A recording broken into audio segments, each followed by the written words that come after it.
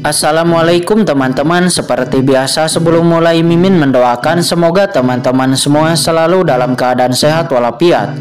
Oke, kali ini kita akan melanjutkan Martial Master versi Noper bagian 819. Bagi yang baru bergabung, selamat bergabung. Dan bagi yang belum subscribe dulu lah agar Mimin tambah semangat lagi nih bikin videonya. Oke, kalau sudah kita langsung masuk ke isi ceritanya.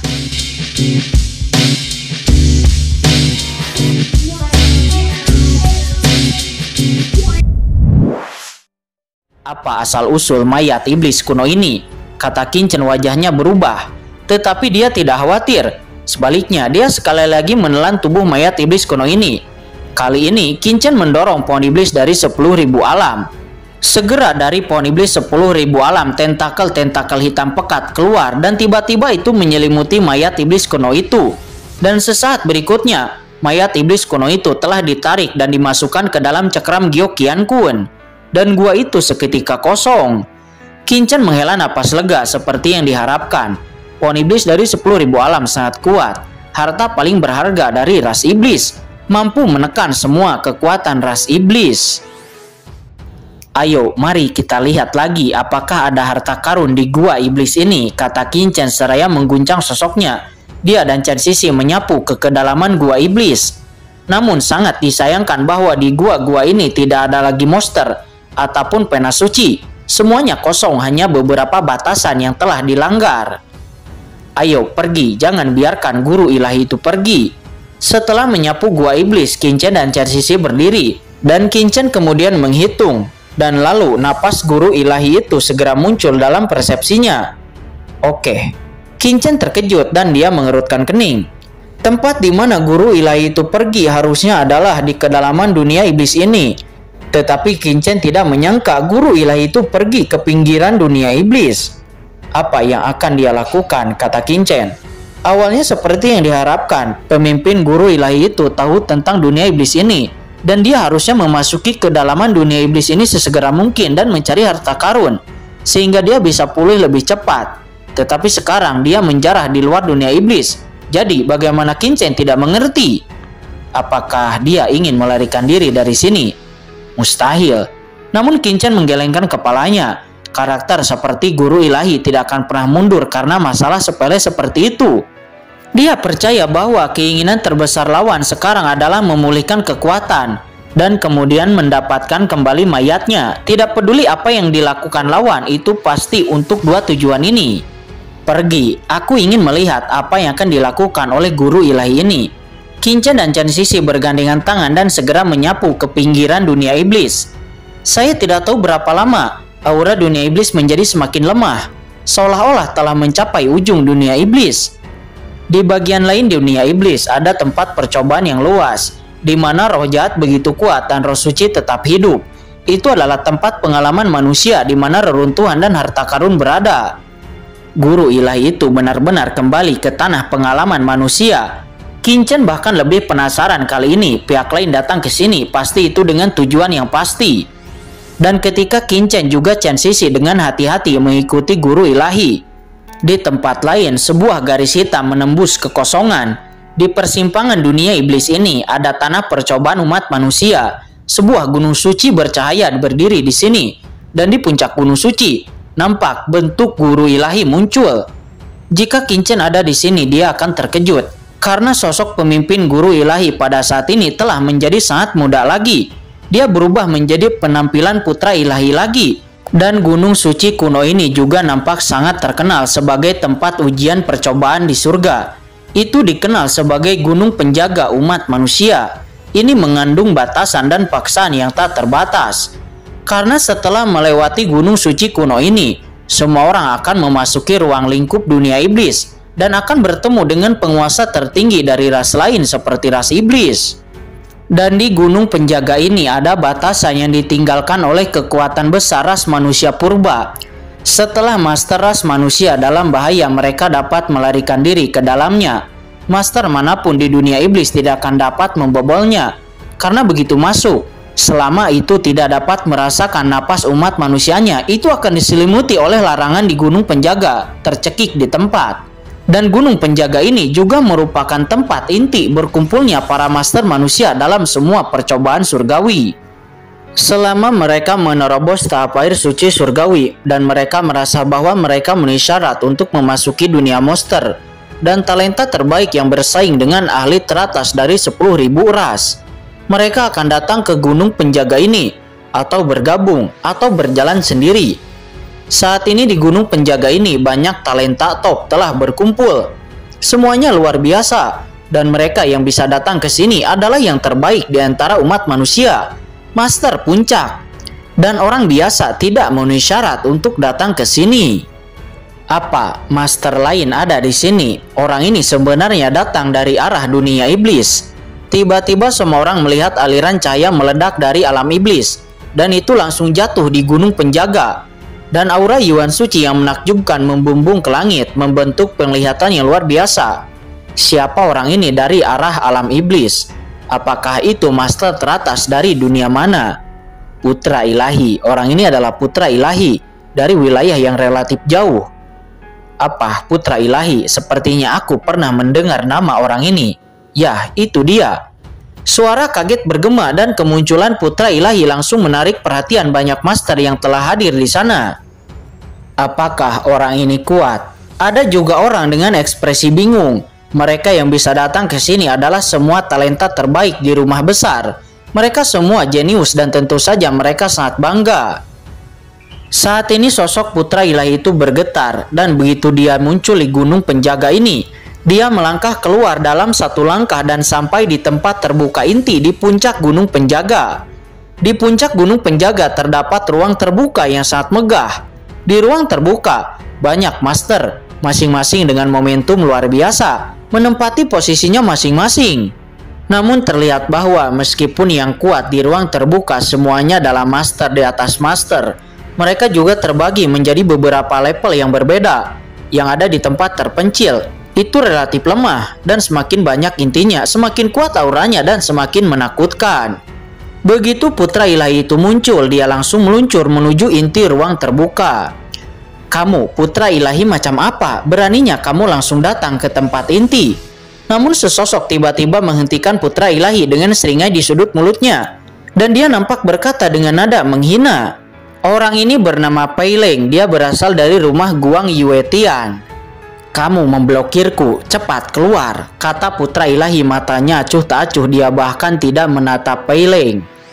Apakah kamu tahu dengan siapa kamu berbicara? Kata Pei Leng. Nampak wajahnya tiba-tiba berubah. Sikap putra ilahi benar-benar terlalu sombong dan dia menjadi marah. Benda seperti semut merajalela di depanku. Beri Anda waktu satu napas. Jika Anda tidak menyingkir, Anda akan menyesalinya, kata putra ilahi. Dia berkata dengan ringan. Pada akhirnya terjadi pertempuran antara Pei Leng dan putra ilahi. Akan tetapi pada akhirnya Pei Leng dikalahkan hanya dengan satu gerakan. Melihat adegan itu, tiba-tiba suara menghirup udara dingin terdengar di lapangan. Dengan satu gerakan dia mengalahkan jenius peringkat ketiga dari rumah Guang Yuetian. Ini terlalu kuat, tidak heran jika putra ilahi ini begitu sombong. Mereka tidak tahu bahwa putra ilahi telah dicegat oleh Qin Chen beberapa kali sebelumnya dan hatinya saat ini sangat marah. Namun sekarang seseorang datang untuk mencari mati. Di mana dia bisa tahan? Dia tidak membunuh lawannya itu hanya karena dia tidak ingin membangkitkan kemarahan publik. Bajingan Guang Yuetian berani merajalela di depan kursi ini, konyol, kata putra ilahi. Dia menarik jarinya seraya menus dingin. Dia berjalan dengan tenang bahkan tanpa melihat Pei Leng yang tergeletak di tanah. Dia berbalik dan berjalan menuju tempat inti. Mengapa Tuan Shao Jikang belum datang? Lalu di mana Pri Guangcheng? Jenius dari rumah Guang Yuetian diam-diam menyebarkan suara. Shao Jikang adalah eksistensi nomor satu di antara orang suci dari rumah Guang Yuetian. Sedangkan Pri Guangcheng, dia adalah kecantikan pertama dari Guang Yuetian dan juga merupakan jenius terkuat peringkat kedua dari rumah Guang Yuetian. Kekuatan kedua orang ini lebih mengerikan dari Pei Leng, terutama Shao Jikang yang ketenarannya jauh di atas Pei Leng dan cukup terkenal di seluruh alam surga timur. Setelah duduk di tempat inti, kemudian putra ilahi berkata kepada seseorang di sana, Orang bernama Yao Ming, apakah dia belum tiba? Kata putra ilahi, dia berkata dengan dingin. Mendengar itu, ekspresi master itu tiba-tiba berubah. Apa maksudmu dengan Tuan Yao Ming? Pria itu berkata dengan dingin dengan tatapan yang dalam. Ketika jenius lainnya mendengar ini, mereka semua menarik napas. Putra ilahi ini sedang mencari Yao Ming dan dia bahkan berani memanggil namanya secara langsung. Apakah dia mencari kematian? Yao Ming, dia adalah jenius alam surga timur. Dia berasal dari rumah Yomi Mansion dan dia juga merupakan jenius teratas dari Yomi Mansion. Reputasinya sangat ganas dan seluruh alam surga timur selalu membicarakan tentangnya. Jika dia datang, katakan padanya bahwa aku ingin berdiskusi dengannya, kata putra ilahi dengan ringan. Lalu dia berbalik ke tempat inti. Dia kemudian duduk bersila dan diam-diam menghitung sesuatu. Beberapa saat kemudian seseorang lainnya juga datang ke sana. Beberapa saat kemudian seseorang telah datang lagi ke gunung penjaga. Itu adalah Shao Jikang. Dikabarkan bahwa Shao Jikang ini adalah penerus guru suci yang telah menerima inisiasi dan warisan dari seorang guru suci. Segera setelah Shao Jikang muncul, niat membunuh yang mengejutkan keluar dari gunung penjaga dan aura yang luar biasa mengejutkan seluruh larangan gunung penjaga dan cahaya mengalir. Semua orang menghirup udara dingin.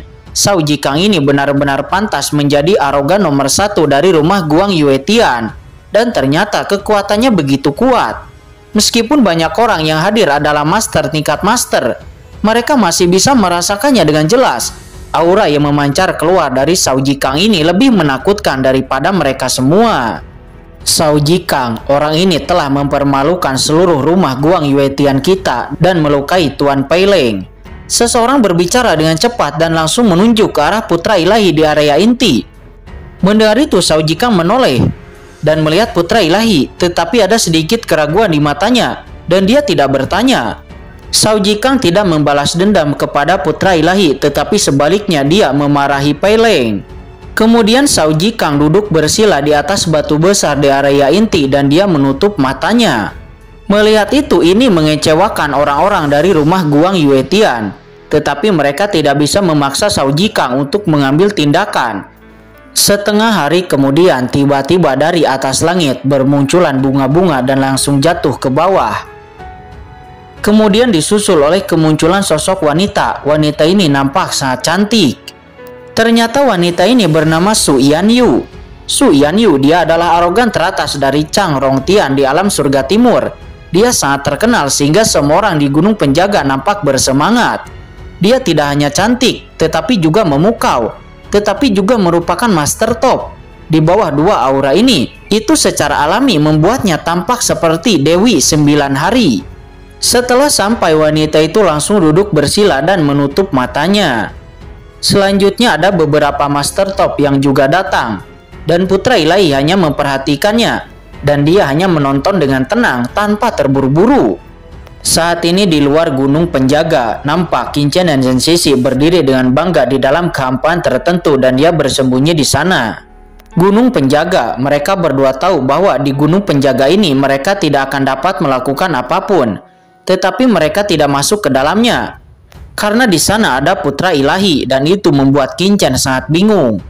Orang ini pasti memiliki tujuannya sendiri, kata Qin Chen. Dia menahan emosinya dan menunggu di sana dengan tenang. Satu hari kemudian, boom, dari arah dunia iblis, aura yang sangat menakutkan ditransmisikan secara samar. Qin Chen mengangkat kepalanya dan melihat aura yang menakutkan berjalan dari kehampaan. Tiba-tiba itu meletus dengan aura yang menakutkan.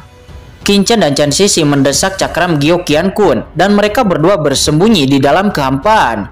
Mereka sangat terkejut, bahkan ada master yang menakutkan. Itu mungkin setara dengan putra ilahi di tempat percobaan ini. Beberapa orang telah memasuki gunung penjaga saat ini, tetapi itu ada kelemahan. Tetapi tidak ada napas yang mengerikan seperti orang ini. Yang lebih mengejutkan Qin Chen adalah bahwa ada ki iblis yang tidak jelas melonjak pada orang ini. Ini adalah, kata Qin Chen, tatapannya tiba-tiba memadat dan cahaya dingin mekar.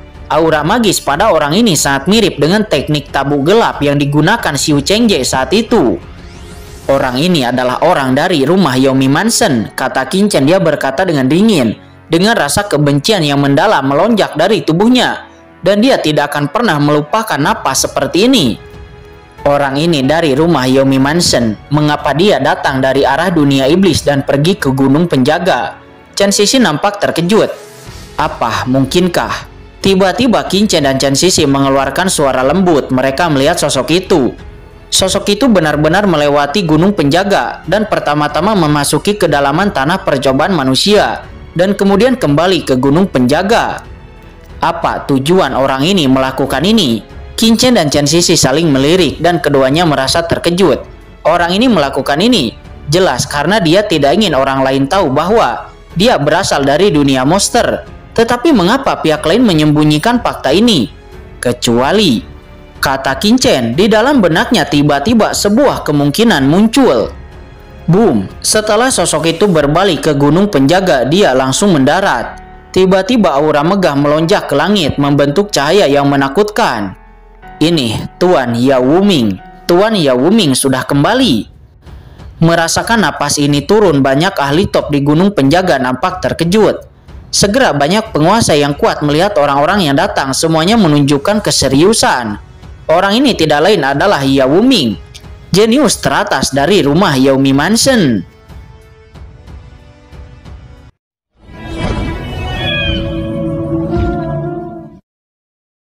Oke guys, sudah dulu ya. Jangan lupa subrek biar lanjut terus ceritanya.